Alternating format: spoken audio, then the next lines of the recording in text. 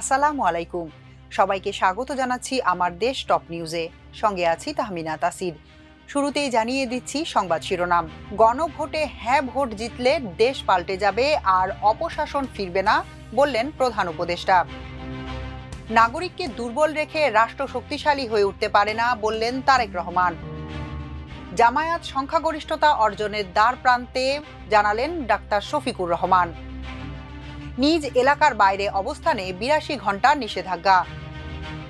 ৮ দিনে রেমিটেন্স এলো $১০৩ কোটি। পোস্টাল ব্যালটের মাধ্যমে ভোট দিলেন রাষ্ট্রপতি মোহাম্মদ শাহাবুদ্দিন। এবার বিস্তারিত। প্রধান উপদেষ্টা অধ্যাপক ডক্টর মোহাম্মদ ইউনূস বলেছেন, গণভোটে হ্যাঁ জয়ী হলে দেশ পাল্টে যাবে এবং দেশে আর অপশাসন ফিরে আসবে না। সামনে যে নির্বাচন ও গণভোট অনুষ্ঠিত হতে যাচ্ছে তা দেশের রাজনৈতিক কাঠামোয় এক অভূতপূর্ব পরিবর্তন নিয়ে আসবে। আজ সোমবার সকালে সচিবদের সঙ্গে গেট টুগেদার অনুষ্ঠানে প্রধান উপদেষ্টা এসব কথা বলেন। পরে রাজধানীর ফরেন সার্ভিস একাডেমিতে এক ব্রিফিংয়ে তার বক্তব্য তুলে ধরেন প্রধান উপদেষ্টার প্রেস সচিব শফিকুল আলম। প্রেস সচিব জানান, গেট টুগেদার অনুষ্ঠানে সিনিয়র সচিব সহ প্রায় ৭০ জন কর্মকর্তা উপস্থিত ছিলেন। সেখানে প্রধান উপদেষ্টা সীমিত পরিসরে বক্তব্য দেন এবং পরে সচিবদের সঙ্গে ছবি তোলেন। শফিকুল আলম জানান, আসন্ন নির্বাচন প্রসঙ্গে প্রধান উপদেষ্টা বলেছেন, অতীতে যেসব নির্বাচন হয়েছে সেগুলো প্রকৃত অর্থে নির্বাচন ছিল না, সেগুলো ছিল এক ধরনের ভুয়া নির্বাচন। তবে এবারের নির্বাচন হবে সুষ্ঠু ও শান্তিপূর্ণ। নির্বাচনের আর মাত্র 2 দিন বাকি এবং দেশ প্রায় লক্ষ্যে পৌঁছে গেছে। ভোট দেশের রাজনৈতিক কাঠামোর জন্য একটি অভূতপূর্ব পরিবর্তন নিয়ে আসবে। তিনি উল্লেখ করেন, এই প্রথমবারের মতো প্রবাসী বাংলাদেশিরা সরাসরি দেশের রাজনৈতিক প্রক্রিয়ার সঙ্গে অন্তর্ভুক্ত হয়েছেন। অতীতে বাংলাদেশের বিভিন্ন গণ অভ্যুত্থান ও রাজনৈতিক আন্দোলনে প্রবাসীদের যে ভূমিকা ছিল, এবারের নির্বাচনের মাধ্যমে সেই ভূমিকা আরও মর্যাদাপূর্ণ ও সুসংহত হয়েছে। এখন থেকে তারা দেশের বিভিন্ন বিষয়ে আরও বলিষ্ঠ ভূমিকা রাখতে পারবেন। বিএনপি চেয়ারম্যান তারেক রহমান বলেছেন, বিএনপি সরকার গঠনে সক্ষম হলে দেশের প্রতিটি পরিবারের জন্য ফ্যামিলি কার্ড ইস্যু করবে।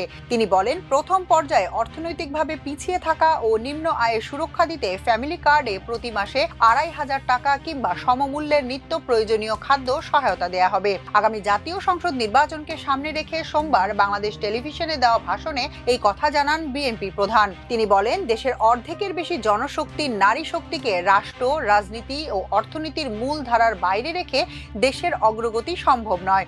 দেশে মোট ৪ কোটি পরিবার রয়েছে। এবার প্রথমবারের মতো দেশের প্রতিটি পরিবারের জন্য ফ্যামিলি কার্ড ইস্যু করার চূড়ান্ত সিদ্ধান্ত নিয়েছি। পরিবারের নারী প্রধানের নামে ফ্যামিলি কার্ড ইস্যু করা হবে। বিএনপি চেয়ারম্যান বলেন, বিএনপি সরকার গঠন করতে সক্ষম হলে শিক্ষিত তরুণ তরুণীদের ৬ মাস থেকে সর্বোচ্চ ১ বছর কিংবা কর্মসংস্থান না হওয়া পর্যন্ত বিশেষ আর্থিক ভাতা প্রদান করা হবে।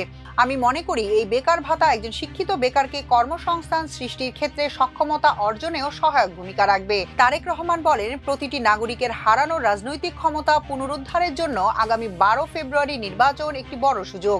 দেশের নাগরিকদের রাজনৈতিক ও অর্থনৈতিক ক্ষমতা নিশ্চিত করার লক্ষ্যে ইতোমধ্যে বিএনপির নির্বাচনী ইশতেহার ঘোষণা করা হয়েছে। বিএনপি নেতা বলেন, প্রতিটি সেক্টর ও প্রতিটি শ্রেণী পেশার মানুষকে লক্ষ্য করে একটি স্বনির্ভর বাংলাদেশ নির্মাণের জন্য আমরা আমাদের পরিকল্পনা সাজিয়েছি। বেকার সমস্যা সমাধানে বিএনপির পরিকল্পনার কথা তুলে ধরে তারেক রহমান বলেন, বেকার সমস্যা নিরসনের লক্ষ্যে ব্যাংক, বীমা ও পুঁজিবাজার সহ দেশের অর্থনৈতিক খাতের সার্বিক সংস্কার ও অঞ্চল ভিত্তিক ও অর্থনীতিকে চাঙ্গা করা এবং শিল্প ও বাণিজ্যে দেশি বিদেশি বিনিয়োগ বৃদ্ধির মাধ্যমে দেশে বিদেশে ১ কোটি কর্মসংস্থান সৃষ্টির লক্ষ্যমাত্রা নির্ধারণ করা হয়েছে। বাংলাদেশ জামায়াত ইসলামী আসন্ন জাতীয় সংসদ নির্বাচনে সংখ্যাগরিষ্ঠতা অর্জনের দ্বার প্রান্তে দাঁড়িয়ে আছে বলে মন্তব্য করেছেন দলটির আমির ডাক্তার শফিকুর রহমান। আজ সোমবার নিজের ভেরিফাইড ফেসবুকে দেওয়া এক পোস্টে তিনি এ মন্তব্য করেন। জামায়াত আমির বলেন, Barack Obama yes we can slogan নিয়ে জয়ী হওয়ার আগে সংবাদপত্রগুলো বলেছিল, একজন কৃষ্ণাঙ্গ মানুষ কখনোই আমেরিকার প্রেসিডেন্ট হতে পারবে না। শ্রীলঙ্কা এবং নেপালে দুর্নীতি বিরোধী আন্দোলনগুলো সমস্ত প্রতিকূলতাকে হার মানিয়ে বড় দলগুলোকে পরাজিত করেছে। নিউ ইয়র্কে জোহরান মামদানি সাধারণ ভোটারদের সমর্থনে জয় ছিনিয়ে এনেছেন। তিনি বলেন, মাত্র 1 বছর আগেও আমার দলকে নগণ্য মনে করে গণনার বাইরে রাখা হয়েছিল। বলা হয়েছিল যে আমরা মাত্র হাতে গোনা কয়েকটি আসন পাব। আজ সেই জামায়াত সংখ্যাগরিষ্ঠতা অর্জনের দ্বার প্রান্তে দাঁড়িয়ে। এটিই এখন জনগণের ট্রেন্ড। জনগণ যখন ঐক্যবদ্ধ হয় তখন কোনো কিছুই তাদের থামাতে পারে না। তিনি আরও বলেন, আমার দল কখনো ভয় ভীতি দেখানোর রাজনীতি করেনি এবং করবেও না। আমাদের কোনো ভুয়া ভোটার নেই, আর নির্বাচন কারচুপি করারও আমাদের কোনো প্রয়োজনও নেই। তবে যদি কেউ জনগণের ভোট চুরি করার চেষ্টা করে বা জনগণের গণতান্ত্রিক অধিকার কেড়ে নিতে চায়, তবে আমরা জনগণকে সাথে নিয়ে সেই অধিকার রক্ষা করব, ঠিক যেভাবে আমরা 24 জুলাইয়ে আমাদের দেশকে রক্ষা করেছিলাম। সবশেষে ডাক্তার শফিকুর রহমান বলেন, ক্ষমতায় কে যাবে তা জনগণের ইচ্ছায় নির্ধারিত হবে। এই ম্যান্ডেট কেবল জনগণের। ত্রয়োদশ জাতীয় সংসদ নির্বাচন ও গণভোট উপলক্ষে 82.5 ঘন্টার জন্য যে কোনো ব্যক্তির নিজ এলাকার বাইরে অবস্থান নিষিদ্ধ করা হয়েছে। নির্বাচন সুষ্ঠু ও নিরপেক্ষ করতে এই সিদ্ধান্ত নিয়েছে নির্বাচন কমিশন। সোমবার ইসির সিনিয়র সহকারী সচিব মোহাম্মদ শহীদুল ইসলাম নিষেধাজ্ঞা বাস্তবায়নে দেশের সব জেলা প্রশাসক, পুলিশ সুপার ও পুলিশ কমিশনারদের নির্দেশনা পাঠিয়েছেন। নির্দেশনায় বলা হয়েছে, গণভোট ও ত্রয়োদশ জাতীয় সংসদ নির্বাচন প্রভাবমুক্ত, নিরপেক্ষ ও শান্তিপূর্ণভাবে অনুষ্ঠানের লক্ষ্যে নির্বাচনী কার্যক্রমে সম্পৃক্ত ব্যক্তিরা, নির্বাচন কমিশনের অনুমতিপ্রাপ্ত ব্যক্তিরা এবং সংশ্লিষ্ট নির্বাচনী এলাকার বাসিন্দা বা ভোটার ব্যতীত অন্য কোনো ব্যক্তি ভোট গ্রহণ শুরুর 48 ঘন্টা আগে থেকে ভোট গ্রহণ সমাপ্তির 24 ঘন্টা পর অর্থাৎ 10 ফেব্রুয়ারি সকাল 7টা থেকে 13 ফেব্রুয়ারি বিকেল 4:30 পর্যন্ত সংশ্লিষ্ট নির্বাচনী এলাকায় অবস্থান না করার বিষয়ে নির্বাচন কমিশন সিদ্ধান্ত নিয়েছে। দ্বাদশ সংসদ নির্বাচনের মতো এবারও পোস্টাল ব্যালটের মাধ্যমে পাবনা 5 আসনে ভোট দিয়েছেন রাষ্ট্রপতি মোহাম্মদ শাহাবুদ্দিন। সোমবার বঙ্গভবনে তিনি ভোট দেন। রাষ্ট্রপ্রধানের সহকারী একান্ত সচিব মোহাম্মদ সাগর হোসেন এ তথ্য জানিয়েছেন। দ্বাদশ সংসদ নির্বাচনে পোস্টাল ব্যালটে যে ভোট দিয়েছিলেন রাষ্ট্রপতি, তার পদ্ধতি ছিল প্রথাগত। এবারই নির্বাচন কমিশন আইডি সাপোর্টেড পোস্টাল ভোটের পদ্ধতি চালু করেছে।